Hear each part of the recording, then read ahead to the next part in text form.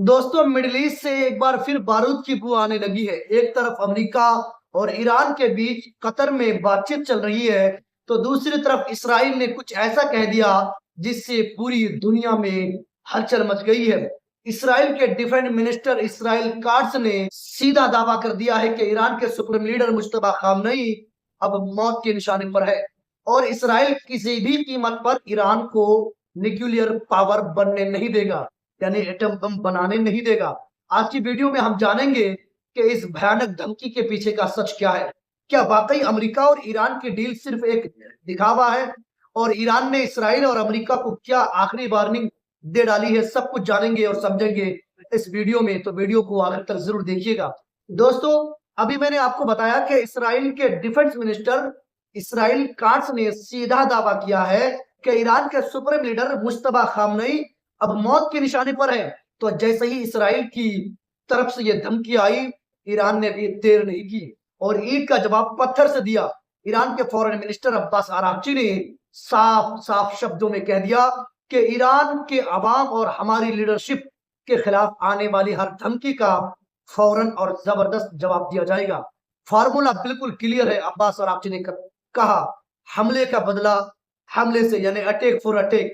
Araghchi ने Islamabad memorandum of understanding यानी MOU का हवाला देते हुए पूरी दुनिया को याद दिलाया कि ईरान ने लिख कर दिया है कि वो न्यूक्लियर हथियार नहीं बनाएगा। जब समझौते की सारी शर्तें बिल्कुल साफ है, तो फिर ये इसराइल बार बार एटम बम का बहाना बनाकर धमकियां क्यों दे रहा है? दोस्तों, यहाँ समझने वाली बात यह है कि ईरान ने सिर्फ इसराइल को जवाब नहीं दिया, बल्कि अमेरिका को भी एक कड़क नसीहत दी। ईरान ने अमेरिका से साफ कह दिया कि अपने इस पालतू इसराइल को काबू में रखो, वरना अगर नुकसान हुआ तो फिर हमसे मत कहना। यानी ईरान अब दबने वाला नहीं है। लेकिन इसी बीच अमेरिका के अंदर से ही एक ऐसा बयान आया है जिसने सबके होश उड़ा दिए हैं। 1 जुलाई की शाम अमेरिका के वाइस प्रेसिडेंट जेडी वांस का वीडियो सामने आया। उन्होंने Ben Shapiro daily wire network पर बातचीत करते हुए एक बहुत बड़ी बात कह डाली। जेडी वांस ने इशारा दिया कि इस मौजूदा समझौते का असली मकसद जंग को रोकना ही नहीं है, बल्कि इसका मकसद सिर्फ हालात को कुछ वक्त के लिए संभालना और दुनिया की ऑयल मार्केट और ऑयल स्टॉक यानी तेल के जखायर को दोबारा भरना है। मतलब सीधा है दोस्तों, अमेरिका दरअसल ईरान से बातचीत करके सिर्फ मोहलत खरीद रहा है। वो पहले ही अब वो पहले अपनी एनर्जी मार्केट को सेट करना चाहता है ताकि इसके गोदाम तेल से भर जाए। जेडी वांस ने यह तो नहीं कहा कि जंग दोबारा होगी, लेकिन उनका इशारा साफ है कि अगर डिप्लोमेसी फेल हुई तो मिलिट्री एक्शन यानी हमले का रास्ता खुला हुआ है।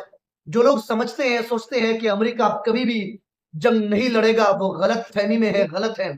क्योंकि अमेरिका ने पिछले जून में भी हमला किया, इस फरवरी में भी हमला किया और आगे भी कर सकता है, क्योंकि जंग से अमेरिका के पॉलिटिशियंस को बहुत बहुत फायदा होता है। दोस्तों, इधर इसराइल के प्राइम मिनिस्टर बेंजामिन नेतन्याहू ने भी जंग के नगारे बजाने पर तुले हुए हैं। 1 जुलाई को नेतन्याहू ने फिर दोहराया कि अगर जरूरत पड़ी तो इसराइल ईरान पर दोबारा मिलिट्री कार्रवाई शुरू करेगा। अब सवाल यह है कि नेतन्याहू इस वक्त इतना क्यों बौखलाए हुए हैं?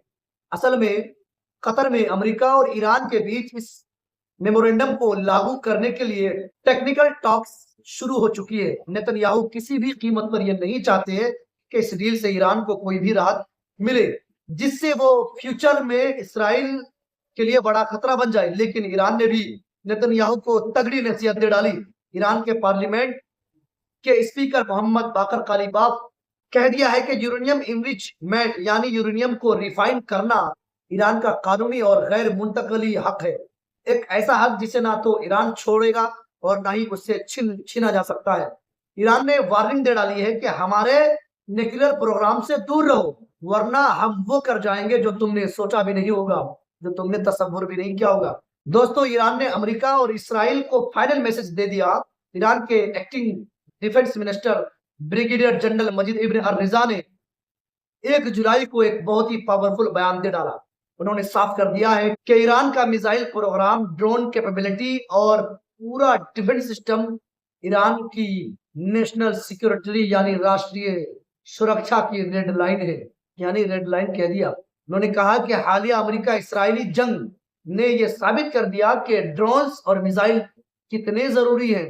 इसलिए ईरान अपने डिफेंस को अपने घरेलू टेक्नोलॉजी के दम पर और ज्यादा मजबूत कर रहा है। इस पर अब या फ्यूचर में कोई नेगोशिएशंस यानी कोई मोल भाव नहीं होगा और ये किसी भी डील का हिस्सा नहीं बनेगा, क्योंकि ताकत पर सौदा नहीं किया जाता। तो दोस्तों, आपको क्या लगता है कि अमेरिका और ईरान का ये समझौता टिक पाएगा या मिडिल ईस्ट में फिर से एक बड़ी जंग शुरू होने वाली है? कमेंट्स में अपनी राय जरूर दीजिएगा। वीडियो को शेयर और लाइक सब्सक्राइब जरूर कीजिएगा।